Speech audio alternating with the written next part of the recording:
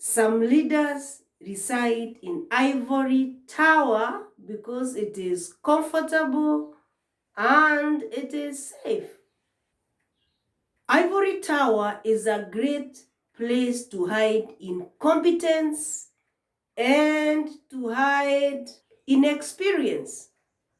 And so today I want us to discuss the ivory tower syndrome in management, because it is real and it affects the organization negatively.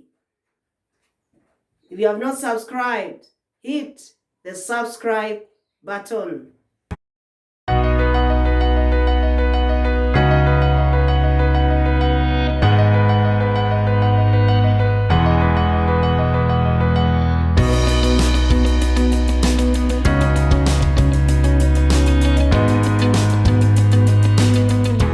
Ivory tower syndrome happens when the management is out of touch with the people they manage.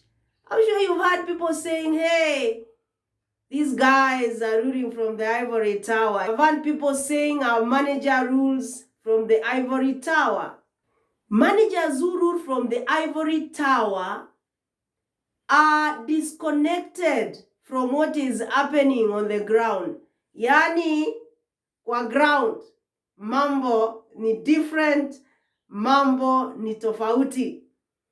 So a manager who is ruling from the ivory tower, or who is managing from the ivory tower, is totally disconnected with what is happening on the ground.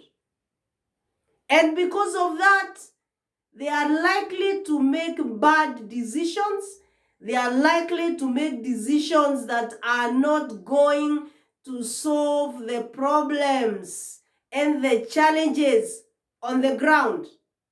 Some managers who manage from the ivory tower, they're always with other managers, with other leaders, discussing big issues, as they say, and leaving the small things to the people on the ground. But guess what?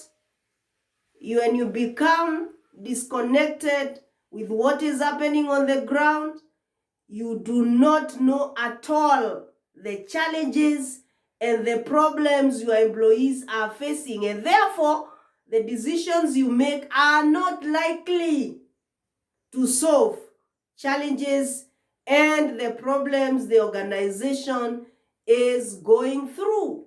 And therefore you need to come out of your ivory tower. And because you need to come out, I want to give you a few strategies, a few things that you need to do if you're a manager who is managing from the ivory tower. As a manager, how do you avoid the ivory tower syndrome? Because it is a dangerous syndrome in organizations. It is a syndrome that can bring an organization to its knees, because you're making decisions when you're out of touch. So what should you do to avoid being in this kind of syndrome?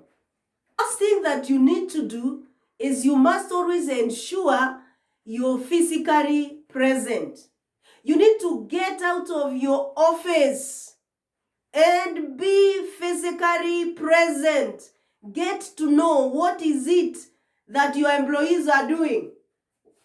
You know, being physically present is good because you're able to observe behavior, you're able to observe facial expressions, and therefore you're able to know exactly what are the issues.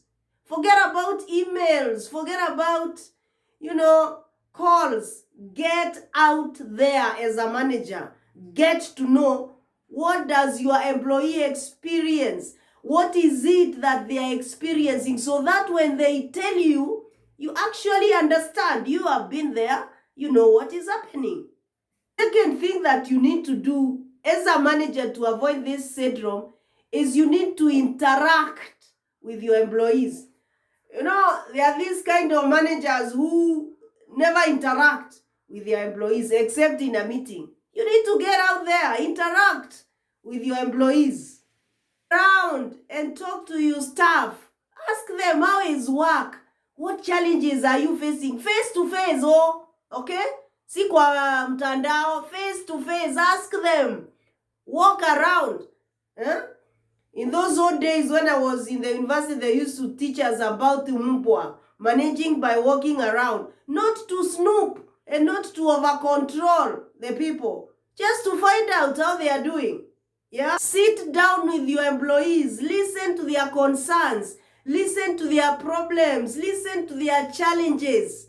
Then you're likely to make the right decision. Other ones, experience the world of your employees. Experience how they feel in their workplace by walking around, by sitting with them, by having a chat with them. You can avoid the ivory tower syndrome. Thirdly, for today, if you want to avoid the ivory tower syndrome as a manager, you need to get your hands dirty in some occasions. In other words, you need to do the work your employees do. Like, for example, if you are chair of department in an institution of learning, or you are dean of faculty, teach. Yeah. You will experience what your employees are experiencing. Instead of talking from some place somewhere, enda class. Ama namna gani? Get your hands dirty, experience. It is good to delegate, and it is a very good way of management to delegate, but don't over-delegate. Experience. Do what your employees do so that you can understand. Teach those big classes if you are in a university setup, so that when an employee tells you their voice is getting hoarse, you understand. You will not be talking from ivory tower and saying, you guys, Experience. Make your hands dirty and do what your employees do if you want to avoid the ivory tower syndrome. Other ones, experience their work. When you experience their work, you're not likely to be or to suffer from the ivory tower syndrome. I'm saying to me and your manager, it is important for you to actually avoid this syndrome, because you're likely to be disconnected with what is happening in the ground. You're likely to make some funny decisions which have no basis, thinking you're sorting out a problem. Therefore, get out of your ivory tower, mingle with your employees, chat with them, laugh with them, cry with them, and experience what they do. Thank you very much, and I hope we are making our workplaces better, and we are learning a lot on matters management. Remember to like this video, leave us a comment of what you think about your managers where you work. Leave us a comment about what you think managers should do to be better. Leave us a comment and tell us what is it you want us to discuss in this channel, and we will do it, because this channel is our channel. Thank you very much. God bless you, and ensure you are not among those that are suffering from the ivory tower syndrome.